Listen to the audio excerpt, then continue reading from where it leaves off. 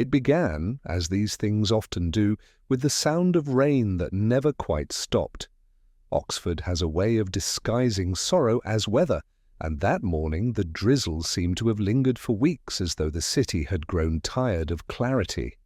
I remember sitting in my rooms on North Parade, a thin stream of smoke curling from the ashtray beside an unfinished crossword, the answer to 13 down eluding me as persistently as the truth in most human affairs. The call had come an hour earlier from a librarian at St. Anselm's had found a man collapsed between the philosophy shelves. I had taken my time dressing, not from indifference, but from habit. Death in Oxford, I had long learned, preferred decorum. By the time I arrived, the Bodleian Dome was only a pale shadow through the rain. Inside St. Anselm's library, the air smelled of vellum and polish, and the silence was so dense it seemed to press against the chest.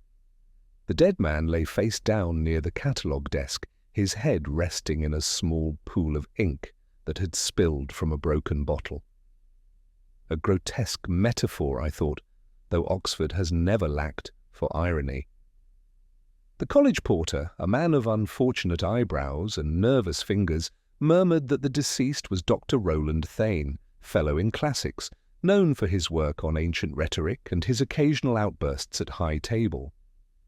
I listened, or pretended to, while my eyes traced the pattern of the ink. It had spread unevenly, a dark wing across the wooden floorboards, but at the edge, where the pool thinned, a line of letters had formed not from writing, but from the absorbed impressions of a page above it. An accident, perhaps, or not. Lewis arrived late, as ever, rain clinging to his coat. He muttered something about the time of day and the smell of books. I told him to look at the floor instead. He did, sighed, and said it was only ink. Only ink, yes, but the mind that spilled it had written a letter, or tried to. There was a sheet on the desk, half-soaked, bearing the words, "Forgive the echo," and nothing more. Suicide? That would have pleased the bursar, whose patience with Thane's temper was said to have reached its terminus long ago. But Thane had been left-handed. The pen, however, was clutched in his right. A small thing, barely worth mentioning, yet it lodged itself in the narrow corridor between fact and feeling where truth so often hides. I asked for the college records, and the librarian, a severe woman who regarded me as a disruption to routine, produced a folder still damp from the air. Inside was a recent catalogue note, unsigned, altering the placement of certain restricted manuscripts. The handwriting was careful, but not confident. I noticed a hesitation in the tails of the letters, the faint tremor of someone unused to deception. Later, as I walked the cloisters, I thought of that phrase again. Forgive the echo. It could have been a confession, or an accusation, or both. The rain on the flagstones sounded like typewriter keys struck too softly, as though the city itself were rewriting the story before I could read it. Lewis, trudging beside me, asked what I made of it. I told him it was curious that a man so obsessed with rhetoric should choose silence as his last statement.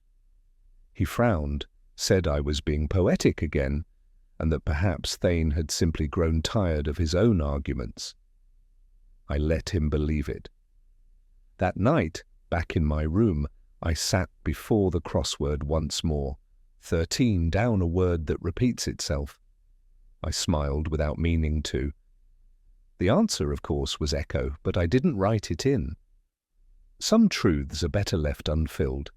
Outside, the rain had ceased at last, though the stones still glistened as if reluctant to let go of the memory. I poured a small measure of whiskey, turned off the light, and listened to the faint hum of the city that had learned to live with its ghosts. The next morning was the kind Oxford reserves for repentance, a kind of pale forgiveness in the light, the rain having retreated but not quite gone. I arrived at St. Anselm's earlier than usual, though to call any of my arrivals early would be a distortion of character. The porter's lodge smelled faintly of polish and pipe smoke, and behind the small square of glass Mr. Corley sat, the man who had found Thane's body, nursing what looked like guilt disguised as tea. He greeted me with the forced civility of one who has already spoken too much. I watched his hands as he spoke. They trembled slightly, not from age, but from memory. He insisted he had locked the library at 9 precisely, as he did every evening, and that no one had gone in after that. I asked how he could be sure. He gestured towards a small iron key on a hook behind him. "There's only one," he said, "and it never leaves my sight." Never is such a brittle word. I asked to see the key. It was cold to the touch, heavier than I expected. Its teeth were worn as though it had been used far more often than the porter admitted. I turned it over in my palm, feeling the faint ridges of age, the same way one might study an old coin and wonder what hands it had passed through. Lewis joined us then, looking as though he'd slept in his coat, which was likely true. He took a notebook from his pocket and began his usual polite questioning. Corley repeated his story, the locked door, the key, the routine, unmarried. But when Lewis asked whether anyone else had a copy, the porter hesitated. Not visibly, not enough to alarm an ordinary man, but I saw it the way his eyes flicked involuntarily towards the small notice board on which hung an unmarked envelope, yellowed with thumbprints. I told Lewis to fetch the librarian. Miss Sharp arrived, severe as ever, clutching a stack of cataloguing slips like a shield. She claimed she had not seen Thane for 2 days before his death, though she had received from him, by internal mail, a request to view one of the restricted manuscripts, a medieval treatise on rhetoric, locked, of course, in the uppercase. I asked if the manuscript had been returned. She said no. I asked who had the key to that cabinet. She said Corley. The porter flinched a small but telling motion, like a man catching sight of his reflection when he had hoped not to. I turned the iron key once more in my hand and asked softly whether it also fitted the manuscript cabinet. His silence confirmed what words might have concealed. He had access. He had motive enough, not for murder perhaps, but for trespass. In Oxford, trespass upon knowledge has always been the most forgivable of sins, and yet the most dangerous. As we left, I noticed a small, folded slip of paper beneath the porter's ledger. It bore Thane's handwriting, that same uneven rhythm, the faint, rightward lean of a man whose thoughts outran his control. 3 words only: the key remembers. That evening, I sat again before the crossword, the porter's words replaying in my head, a single key always in sight. Yet the ink on the library floor had formed a pattern that suggested someone else had entered after hours. Either the key had been borrowed, or it had betrayed its keeper. I remembered then something Miss Sharp had said, that the locks in St. Anselm's had not been changed in 40 years. It struck me suddenly that perhaps the door did not need unlocking at all. In Oxford, doors are loyal things. They remember who used to open them. I closed the crossword, turned off the lamp, and listened to the faint echo of the porter's footsteps in my mind. Even now they sounded like a confession. It was on the 3rd morning that I met her, the widow of the late Dr. Thane. Her name was Eleanor, though the college referred to her, in that peculiarly English way, as Mrs. Thane, as though widowhood were a continuation of marriage rather than its silent erasure. She lived not far from the river, in one of those Georgian houses whose windows always look faintly surprised by their own age. The visit had been Lewis's idea, though I had agreed more out of curiosity than procedure. Curiosity in my profession is a vice masquerading as duty. She greeted us with the composure of someone long accustomed to measured grief.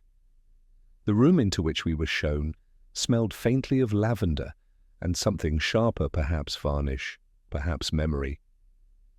On the mantelpiece stood a framed photograph of Thane, unsmiling, the gaze of a man who preferred books to people. She spoke of her husband with the polite precision of one reciting an obligation. He had been distant lately, she said, distracted by what he called a rediscovery. I asked what that might have been, and she hesitated as though uncertain whether to share something or protect it. Eventually, she mentioned a student, a young woman named Lydia Crace, who had been assisting Thane in his work on a lost commentary by Quintilian. Lewis, in his earnest way, noted the name and asked if Lydia had been to the house. The widow's eyes drifted toward the piano in the corner, a pause that spoke louder than any confession. Once or twice, she said, her tone carefully neutral. The piano itself was immaculate, yet one of the keys bore a faint smear of ink. I asked whether her husband played. She smiled without warmth, only when he wished to impress. There was on the side table a stack of Thane's notebooks. She offered them almost too quickly. I declined, saying I preferred to see where words had been written, not preserved. That earned me a look not of anger, but of understanding. Some women, I think, recognize obsession when they see it. As we left, I asked to see Thane's study. She agreed, though reluctantly. The room was small, ascetic, lined with volumes that had long ceased to be read. On the desk lay a single page, half-torn, bearing a list of Latin phrases, one of which caught my attention, clavis memoriae, the key of memory. I copied it down in my notebook, though I already knew the phrase from my own classical dabblings. It referred not to a physical key, but to the principle by which a man stores knowledge, the architecture of remembrance. Lewis remarked that the widow seemed composed. I told him grief often arranges itself into neat sentences when love has already dissolved into silence. He looked puzzled, then changed the subject to lunch. As we walked back toward the High, the bells of St. Mary's tolled with their usual lack of urgency. The rain had returned, softer now, a mist rather than a fall. I thought again of the phrase "forgive the echo," of the ink on the library floor, of the porter's trembling hands, and now this widow whose piano bore the trace of her husband's last preoccupation. Every surface in this case seemed to hold the ghost of a touch. That night, alone in my room, I examined the note I had taken. Clavis memoriae, the key of memory. Not a metaphor, perhaps, but an instruction. I opened Thane's last crossword, which the librarian had found folded into one of his books. Across the middle ran a clue: lock without door, sound without voice. The answer had eluded me until then. Memory. I poured myself a whiskey, though the taste felt undeserved. The rain was tapping against the window again, insistent and light, as if reminding me that Oxford never really dries, only pauses between storms. Somewhere, in that interval between sound and silence, a man had tried to tell the truth. And someone else, I was beginning to suspect, had tried to erase it. I first met Lydia Crace in the college quad, though met may not be the right word. She was already there when I arrived, sitting beneath the dripping archway, a small notebook balanced on her knee, her pen moving with the quick certainty of the very young. She looked up only once, when she heard the echo of my shoes on the flagstones, and I remember thinking how strange it was for anyone to look so unafraid of questions, yet so certain they would not answer them. Lewis had found her name in the porter's visitor log, entered 3 times during the week before Thane's death. Once in daylight, twice at dusk. She said she had been helping with transcription, though when I asked what she had been transcribing, she smiled in a way that implied the word itself had more meanings than I was allowed to know. Her eyes were a clear grey, the kind that absorbs colour without returning it. We walked slowly along the cloister. She spoke of Thane with the detachment of a student discussing a tutor's eccentricities. He was brilliant, she said, but tired, as though brilliance itself were an illness that could only be endured. He had become fixated on a manuscript fragment, something he believed proved that persuasion was not merely an art, but a moral test. She did not elaborate, and I did not ask her to. Some truths are better left to approach on their own terms. It was raining again, a thin, uncertain drizzle that blurred the outlines of the college walls. I asked her whether she had seen Thane on the night he died. Her hand, resting lightly on her notebook, stilled.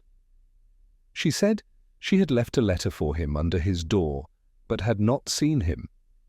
Lewis asked if she still had a copy. She said no. He looked at me for guidance, but I had already noticed the faint ink stains on her fingers, the same shade as those on the library floor. We parted at the gate. She thanked me, unnecessarily, and walked away towards the meadow path. I watched her disappear into the mist, her figure thinning like an unspoken thought. There is something in the gait of the guilty not haste, but reluctance to linger where time might remember them. Later, in my office, I looked again at the phrase from Thane's letter, "Forgive the echo." It had begun to take on the weight of a riddle, a clue, not to the act, but to the emotion behind it. I thought of Lydia's eyes, of her certainty, of the word she had used to describe Thane tired. Perhaps he had been tired of argument, of the endless proofs demanded by men who believed knowledge could be kept like coins in a drawer. Or perhaps he had been tired of her. Lewis returned from the registry with a small detail that to him meant nothing. Lydia Crace, it seemed, had withdrawn her application for postgraduate study that same week. She had chosen to remain in Oxford without formal affiliation with the student who stayed. I asked if there was any forwarding address. There was none, only a reference signed by Thane himself. That night, I walked past the college again. The windows were dark, save for one, faintly lit, in the upper library.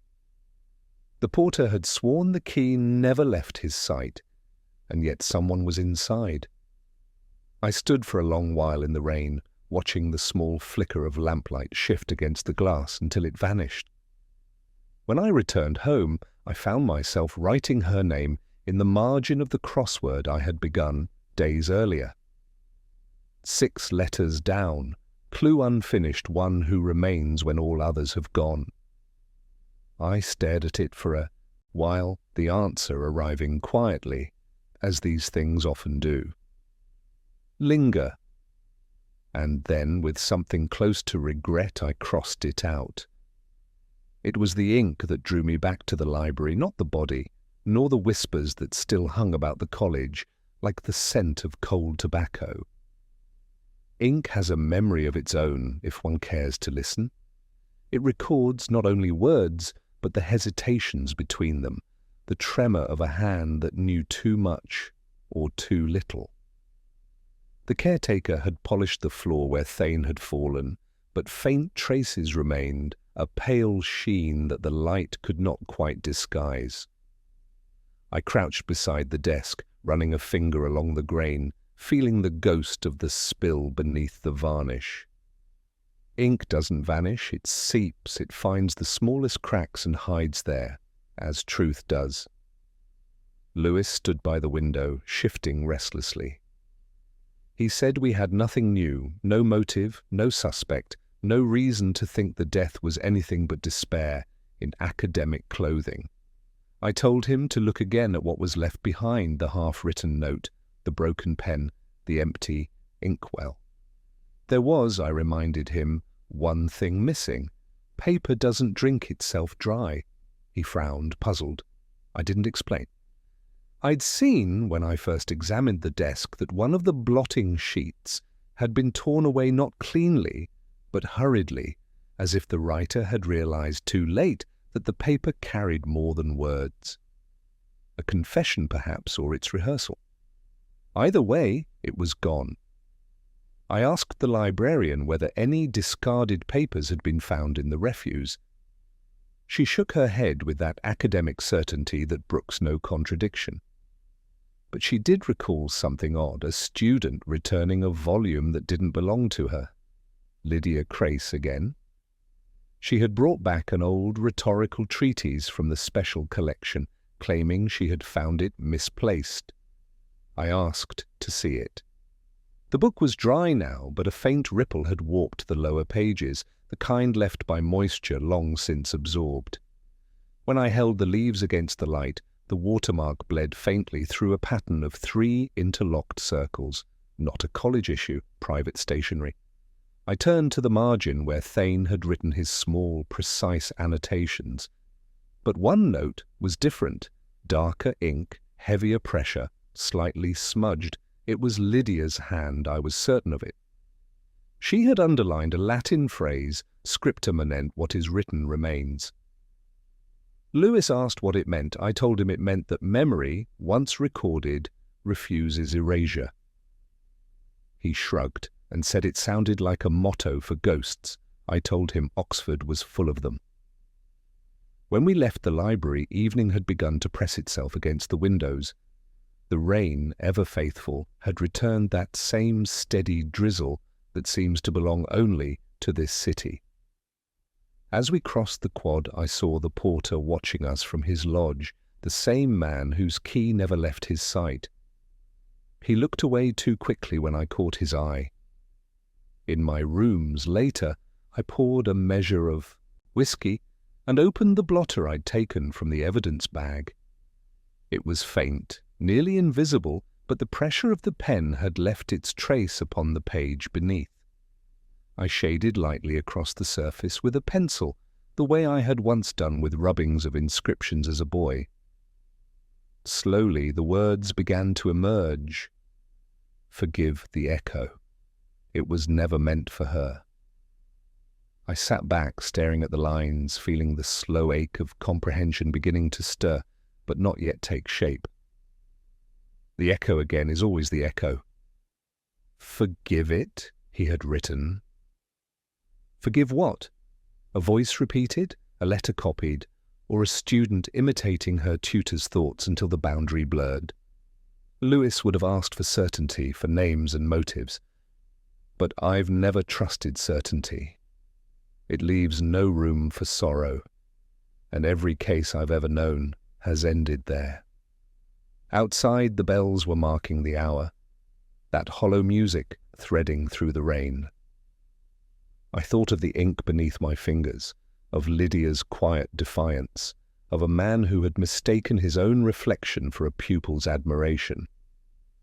I closed the notebook, turned out the light, and let the darkness have the last word. Oxford, after all, keeps its secrets not in the books, but in the ink between the lines. It was Lewis who first suggested the chapel. Not out of inspiration, but boredom. He'd grown weary of libraries, of ink stains and missing manuscripts, of the slow decay of men who lived too long among words.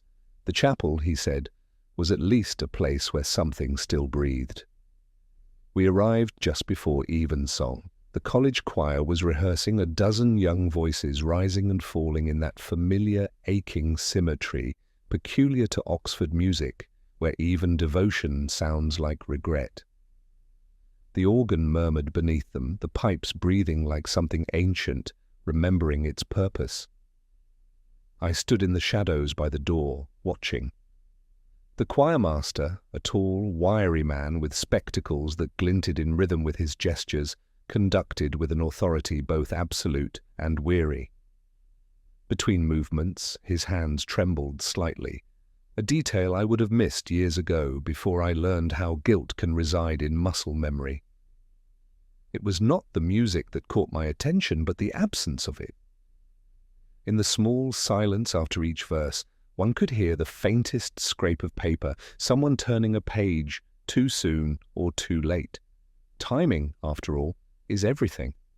I leaned toward Lewis and told him to count the beats between the turning of the pages. He looked at me as though I were losing patience with sanity. Yet by the third verse he heard it too, one voice slightly behind the rest, one page too late. When rehearsal ended, I asked to speak with the choirmaster. He recognized me, of course, in Oxford. One is always either being remembered or avoided. He told me that Thane had once sung in that very choir, years ago, a baritone with more passion than control. He smiled at the memory, then frowned, as though realizing, mid-sentence, that nostalgia is rarely innocent. I asked whether Lydia Crace attended services. Occasionally, he said. She had a good ear, but no patience for harmony. I asked if she had been there the night before Thane's death. He hesitated, then nodded. She had come in late, sat at the back, and left before the final hymn. Alone, he said, though he wasn't entirely sure. Lewis wandered toward the choir stalls, pretending disinterest but scanning, as I knew he would, for the physical trace of the abstract clue. He found it, of course, though I had seen it first a scrap of manuscript paper folded twice, caught beneath the hymn book of the rear pew. It bore a single line in Latin vox e memoria voice, from memory. The ink was the same brownish hue I had seen before, the same that had once pooled beneath a dead man's hand. The choirmaster insisted it must have been left by a student, some private joke. But his voice carried that careful, brittle tone of one speaking rehearsed denials. He said the sheet music often got borrowed, rearranged, annotated. I asked who kept the copies. He said the porter collected them after practice, locking them away until the next rehearsal. The same porter who guarded the library keys. As we left, the first drops of rain began to fall again, the sort that turns the air into glass. I paused beneath the archway, listening as the last echoes of the choir dissolved into the wet stones. Lewis muttered that we had nothing new, that we were following ghosts through corridors of sound. Perhaps, I said. But ghosts, I have learned, sing in their own time. That night, I could not sleep. The phrase returned, voice from memory. It seemed to follow me, whispering itself into the corners of the room. I sat at the desk, the crossword before me, blank save for one half-filled clue. Something once said, but never forgotten. For a long while I couldn't find the word. Then I thought of the choir, of the girl who came late and left early, of the dead tutor who had once sung there, his voice echoing long after he'd fallen silent. Echo, I wrote. Then, almost as an afterthought, I underlined it twice. Outside, the bells were striking 9. And somewhere, in the dark chapel, the silence had begun again. There are certain evenings in Oxford when the air itself seems steeped in confession. That night was one of them. The streets shone faintly, as if the rain had polished the city for the sole purpose of regret. I remember walking back from the chapel, the faint hum of the organ still lingering somewhere behind the stone, and thinking that perhaps Thane had never intended to die, only to pause, briefly, in order to be heard. Lewis and I had stopped at the King's Arms. He needed warmth, or whiskey, or both. I watched him nurse his pint as though it might reveal a clue. He said the choir had been a dead end, that Lydia Crace had vanished, and that the widow had retreated behind a wall of well-ironed propriety. I told him that the walls in Oxford are porous. You just have to listen for what seeps through. He rolled his eyes in that way he always did when I drifted toward abstraction, but he didn't argue. He asked whether I believed Lydia capable of murder. I said I didn't believe anyone was incapable of it. He laughed softly, the sound of disbelief seasoned by pity. I envied him. We parted under the dripping eaves of Broad Street. I walked toward my rooms, passing the wine shop near the corner of St. Giles. Its windows glowed with a muted promise. I went in, more for the silence than the drink. The shopkeeper was the same man who'd once supplied the high table, at St. Anselm's. He remembered Thane, the scholar who bought too much Burgundy and paid too little attention to the living. As he wrapped the bottle, he mentioned something odd. A week before Thane's death, a young woman had come in with one of his receipts, buying the same vintage, the same label, though she'd written her own initials beside his signature. He had thought it was a student prank. I did not. I asked if he still had the receipt. He was folded, stained, but legible. The initials were familiar, L.C. Lydia Crace, or so it seemed. But what interested me more was the date. The night before the porter's alleged locking of the library. The night before the ink had spilled, I walked back slowly, bottle under my arm, the rain thinning to a mist. In my room, I poured a glass and sat at the desk, the wine's scent rich and evasive. Burgundy, the colour of thought before it fades. I looked again at Thane's note, forgive the echo. It was never meant for her. The handwriting had always troubled me, too deliberate, too controlled for a dying man. The descenders of the letters are too exact, the spacing too even. A copy, perhaps, an imitation. I found one of Thane's old letters in the case file, written months earlier to the bursar, a complaint about missing volumes. His hand then had been smaller, more angular, impatient. The final note's letters were rounder, slower, and self-conscious.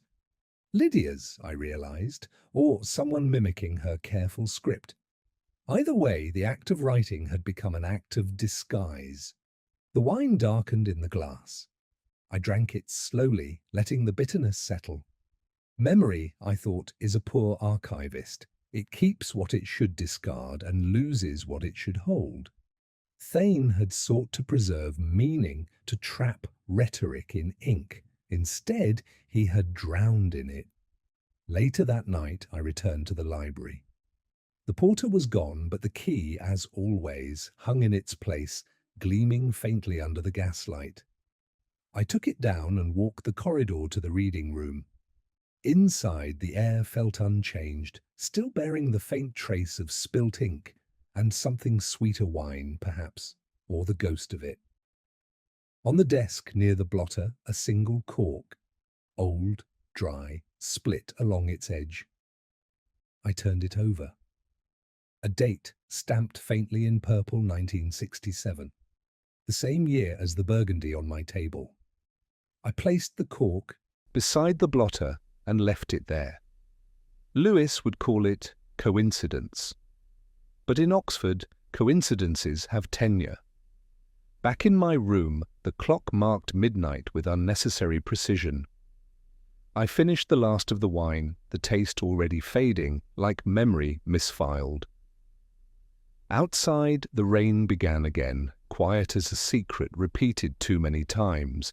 The wine of forgetting, I thought, and for a brief, foolish moment, I envied those who could still drink it without remembering. There are certain hours in Oxford when time itself hesitates, that thin, uncertain space between day and evening, when the city seems to forget whether to illuminate or dim. It was in such an hour that I found myself once again within the walls of St. Anselm's, drawn not by duty, but by curiosity, which, in my experience, is the same thing under a different name. A lecture had been announced as an unplanned event, the kind of impromptu gathering that promises revelations but delivers discomfort. The subject was rhetoric in moral philosophy, though it might as well have been guilt in all its declensions. The speaker, the Reverend Dr. Coleridge, Thane's former colleague, and perhaps the only man in Oxford who had envied him openly. The hall was dimly lit, the air thick with that peculiar blend of dust and civility. Students lingered along the edges, their notebooks poised, though none would write much of worth that evening. Lewis sat beside me, his presence incongruous among the gowns and murmurs. He leaned over to whisper that it all seemed rather funereal. I told him that most Oxford lectures are. Coleridge began without introduction, His voice was dry, clipped, like a man chiseling meaning out of stone. He spoke of persuasion, of the moral peril of imitation, how words, once borrowed, lose their soul.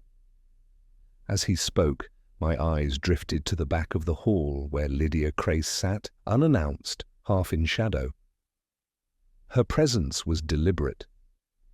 Every now and then her gaze rose, not to the speaker, but to the row of portraits that watched from above, those painted scholars who had long since exhausted their opinions. When the Reverend reached the phrase, "Echoes of argument are the enemy of truth," Lydia closed her notebook and stood. The faint scrape of her chair drew more attention than the sermon ever could. She left quietly, but the silence she left behind was louder than any applause might have been. Afterward, I found myself standing near Coleridge, who was folding his notes with ritual precision. I mentioned that his words had a certain familiarity, perhaps unintentionally so. He looked at me unamused. "Thanes," I said. I'd heard them before, nearly verbatim, in one of Thane's earlier lectures. The Reverend denied it too quickly. It was not accusation that unsettled him, but recognition. He had borrowed more than phrasing, he had borrowed conviction. And perhaps, I thought, he had borrowed something else too, resentment, jealousy, the unspoken wish to silence a rival voice. Lewis joined me at the door, remarking that it was odd to see Lydia again.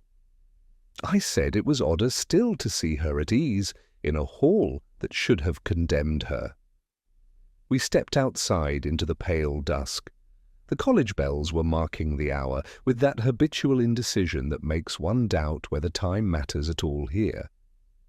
I asked Lewis to find out whether Thane's final manuscript, the sosselled rediscovery he'd spoken of to his widow, had ever reached Coleridge's hands. Lewis promised to check, though his tone made it clear he preferred something more tangible than literary theft. As we walked across the quad, I noticed a sheet of paper, half-soaked, against the stone step, caught by the wind. I picked it up. It was a page of lecture notes, Thane's handwriting unmistakably elegant, disciplined, despairing, a line underlined twice. "The echo does not know it lies." I folded it and slipped it into my pocket. That night, back in my room, I placed the note beside the crossword I'd been neglecting. A 7-letter word waited there, clue, voice, repeated without truth. I filled it in almost absently. Parrot. It was an ugly word for an elegant puzzle, but fitting. Some men spend their lives repeating brilliance, mistaking sound for meaning.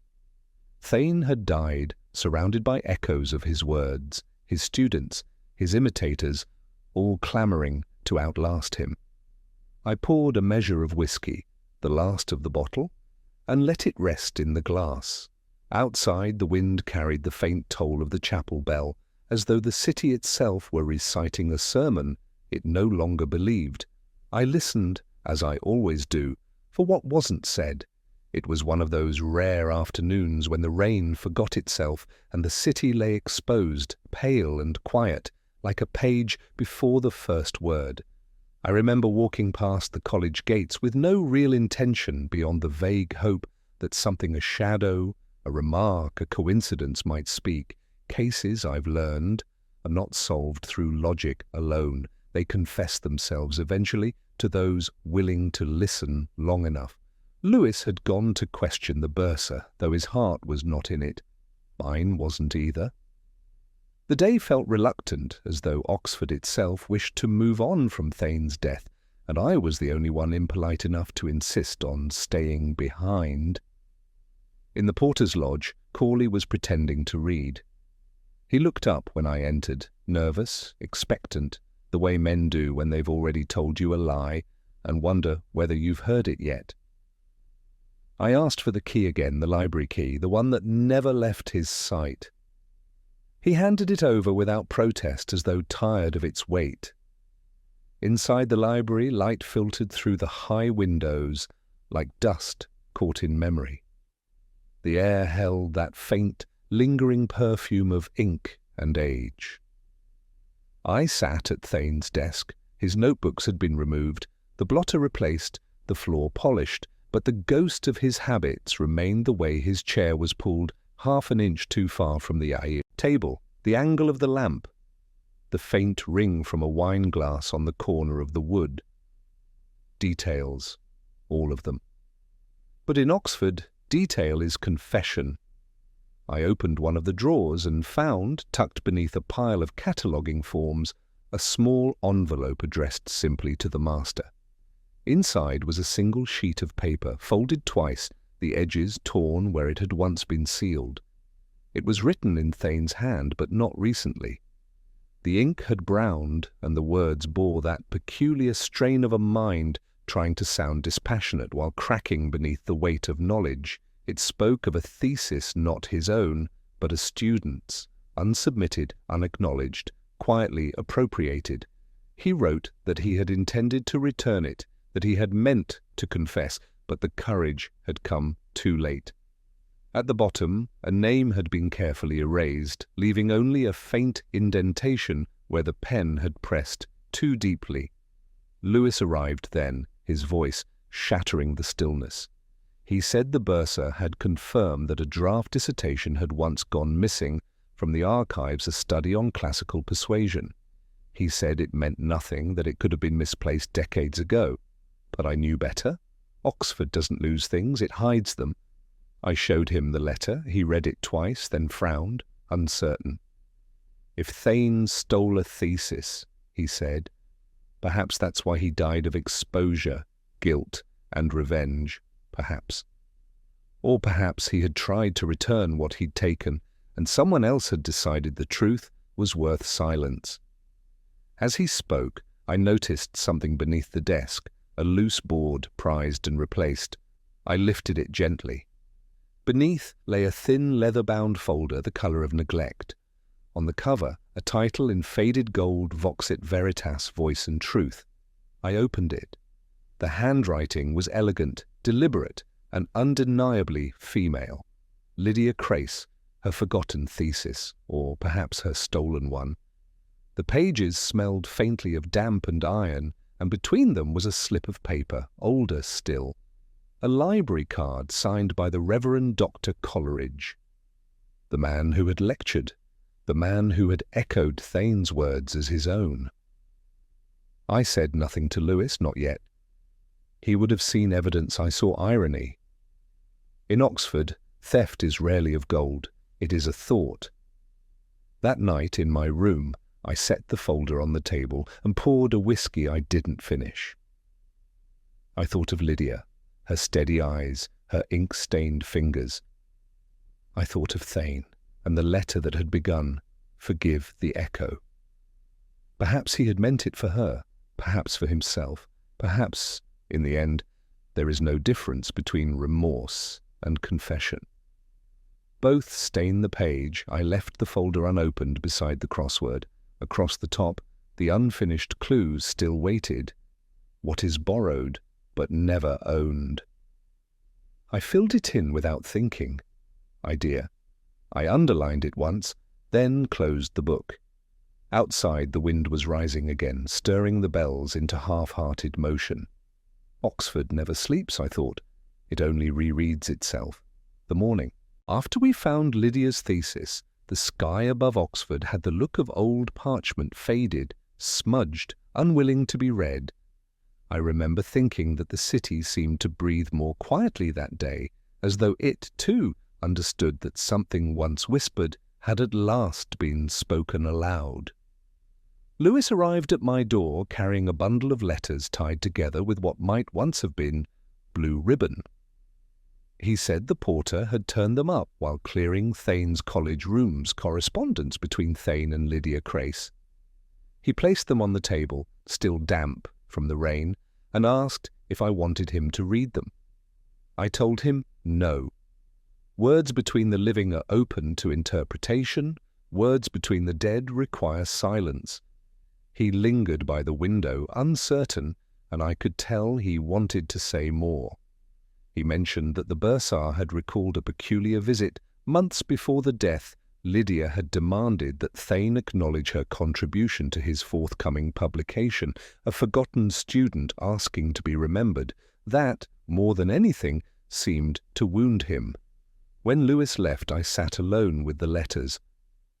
I did not open them at once. Instead, I poured a whiskey and watched the light shift across the glass. The first letter I unfolded began formally, My dear Dr. Thane, but the script softened as it went on, becoming intimate, then brittle. She wrote of admiration, of trust, of feeling herself understood for the first time. By the final page, there was anger in the pen strokes, the kind that comes only from disappointment. The second letter was his, detached, elegant, evasive. He wrote of intellectual kinship, of boundaries, of misunderstanding. He thanked her for her insight and asked her not to write again. The tone was a lecture disguised as an apology. The third letter, unsigned, written in her hand, was unlike the others. It spoke not of love or betrayal, but of authorship. She accused him of theft, of taking her thesis and calling it his own. She said she would expose him unless he confessed first. At the bottom, the same phrase appeared again. Forgive the echo. I set the letters aside and walked to the window. The spire of St. Mary's stood against the pale sky, like a punctuation mark that refused to end the sentence. Oxford has always been a city of plagiarism, of borrowed thoughts polished into originality. But this felt different. There was something desperate about the repetition of that phrase. It wasn't an appeal for forgiveness. It was a plea to be heard. I went back to the desk and spread the letters side by side. Something about the sequence troubled me. The ink in Thane's letter had faded less than Lydia's, though hers had been written later, and his reply mentioned a conversation that, according to the bursar's memory, had taken place after the date marked at the top. He had altered time and rearranged his guilt into chronology. Lewis returned just after noon. He said the Reverend Coleridge had been questioned, and, though he denied everything, his hands shook when Lydia's name was mentioned. The missing thesis, it seemed, had passed briefly through his possession. I told Lewis not to arrest him. It was too soon for conclusions. Truth in Oxford, I said, is rarely a confession, more often a quotation. That evening I returned to the library alone. The light through the windows was bruised, gold slipping toward grey. On Thane's desk I placed the letters side by side with Lydia's forgotten thesis. The air smelled faintly of paper and guilt. I thought of Thane writing that final note, forgive the echo, and of Lydia reading it, or perhaps never having the chance. The act of imitation had turned full circle. The thief had been stolen from, the echo had become the original. There was one final letter among the stack undelivered, unsealed, written in Lydia's unmistakable hand, addressed simply to whomever finds this. I read only the first line. He said words could never betray him. The rest I folded back into its envelope. Some knowledge, I decided, is too sad to solve. When I reached my rooms, I poured the last of the whiskey. The crossword on the table still waited, patient as ever. The clue that had haunted me from the start, something repeated but never the same, now seemed suddenly simple. Echo, of course. It had always been echo, but this time I did not underline it. Outside, the bells of the college began their evening chorus, hesitant, uneven, as if uncertain whether to mourn or celebrate. I listened, as I always do, for the silence between them. That, I've found, is where truth hides. Not in what is said, but in what dares not be repeated. It was the sound that stayed with me, not the voices, not the words, but that soft, unbroken rustle paper made when turned by a cautious hand. To this day, whenever I hear it, I think of that library, that hour, that ghostly sense that something written still wished to be read. The investigation, if one could call it that, had ended. Reports filed, statements taken, Oxford closing its shutters around the memory, like a cathedral after evensong. Yet something in me refused to leave it there. Perhaps it was pride, perhaps pity. More likely, that incurable condition, the city, infects its servants with curiosity, sharpened into conscience. Lewis had gone home. He had a habit of returning to simplicity when I could not. I remained, pacing the cloisters of St. Anselm's as the lamps flickered against the damp air.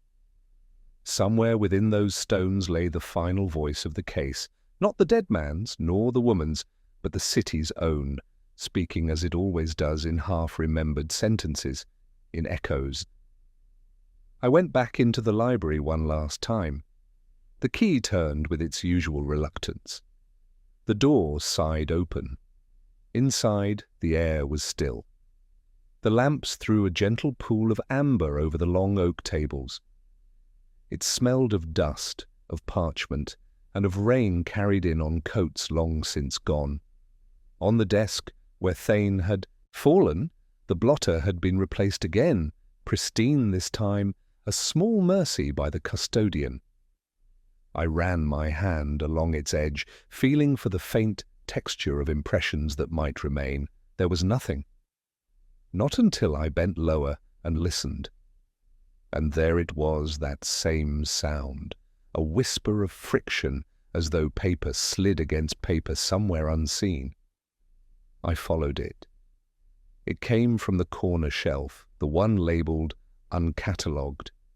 The books there were piled with out-ordered dissertations, journals, and forgotten pamphlets, and wedged between two heavy volumes of Cicero's orations, I found a slim folio tied with string. No title, no author. I untied it, gently. Inside were carbon copies, letters, drafts, notes, all in Thane's unmistakable hand. But they were not his words, they were Lydia's. Phrases I'd already read in her thesis appeared here, rearranged, polished, stripped of their emotion, and reassembled into his scholarship. He hadn't stolen her work, he had transcribed it and preserved it, perhaps, out of admiration or guilt. A memorial, written before the death, had occurred. I sat with it for a long while, uncertain what I was meant to feel. Vindication, disgust, compassion. I only felt tired. I thought of Lydia's last note that pleaded to be remembered, the one I'd refused to finish reading. Perhaps Thane had tried, in his way, to do just that. Perhaps he'd meant to publish her under his own name to protect her from the scandal of being right too soon. Or perhaps I was inventing kindness. Oxford breeds that temptation too. The papers trembled slightly in the draught from the open window. One page drifted loose and slid to the floor. I picked it up. A letter addressed to the master, dated the night before Thane's death. It was not an apology, but an explanation. He wrote that he had done what he must to preserve truth, that he had rewritten her thesis for the archive, that he could no longer tell where his voice ended and hers began. And then, beneath it, the same phrase that had haunted us since the beginning, "Forgive the echo." I folded the paper, placed it back into the folio, and tied the string again. It felt almost like closing a wound that would not heal. When I stepped outside, the bells were marking midnight. The rain had begun once more, light, persistent. I thought of Lewis, asleep perhaps, dreaming of simpler crimes. I thought of Lydia, somewhere beyond Oxford now, her words still echoing in the rooms she had once been forbidden to enter. Back in my room, I poured the last of the whiskey and sat before the crossword. Across the middle, one final clue awaited the sound that lingers after the voice is gone. I didn't write the answer this time. The sound of paper turning was enough. In the silence that followed, I could almost hear the city exhale the faint, steady rustle of its secrets rearranging themselves once again, waiting for the next curious fool to listen. I've often thought that letters are the truest form of confession written not for the recipient, but for the silence that waits between the lines. Every case leaves behind its share of them drafts, fragments, misaddressed envelopes that never reached their intended eyes. The Thane affair was no exception. In the end, it was the letters, not the people, that told me what had happened, or at least what had been felt. They arrived at my office a week after the coroner's verdict. An intern from the college archive had found them sealed within a hollowed volume of Virgil fitting, I suppose, since both men had believed in the moral weight of words. The packet contained 7 envelopes, bound together by string so brittle it disintegrated at my touch.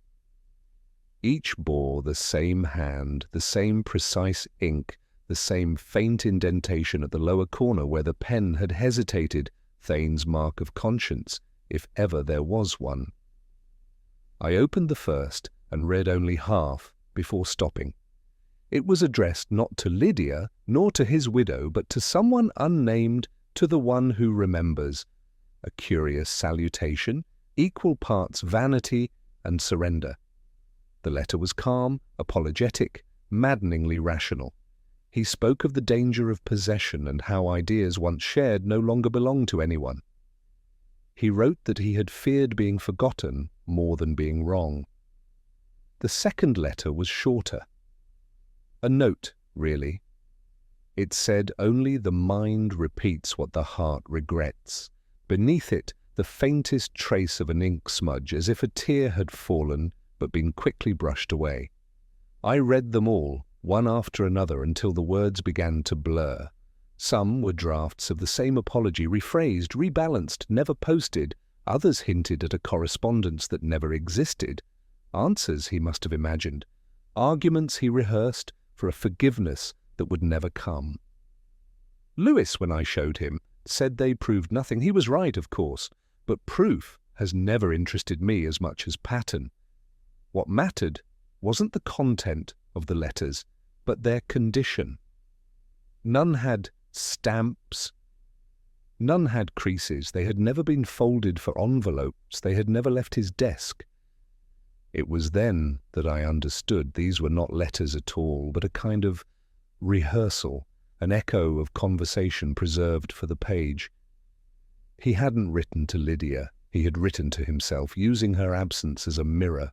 The truest dialogues, after all, are internal. I went that evening to the post-room at St. Anselm's, a narrow space lined with wooden pigeonholes, each smelling faintly of paper and dust. The porter looked up, startled to see me. He said there were no outstanding deliveries, that everything had been cleared. I nodded and left him to his solitude. Yet as I passed the final row, something caught my eye. An envelope without an address, its seal broken, tucked behind a stack of circulars. The handwriting was unmistakable. I took it out and read the single sentence it contained. There are no letters between the dead, that was all. No signature. No date. Perhaps Thane had meant it as an endnote, perhaps as a warning, but the phrase carried the weight of both confession and prophecy. Later that night, in my room, I placed the letter beside the crossword. A new puzzle this time, its central clue left blank message never sent. I smiled at the coincidence, though I no longer believed in such things. I filled it in quietly, the pencil hesitating only once. Unsung. Outside, the rain had started again, light, persistent, the city's own handwriting across the cobblestones. I thought of Lydia. Somewhere far from Oxford now, perhaps still writing, perhaps not. Of Thane, who had written until words lost meaning. Of myself, still reading what could not be answered. The sound of the rain merged with the rustle of paper as I folded the last letter back into its place.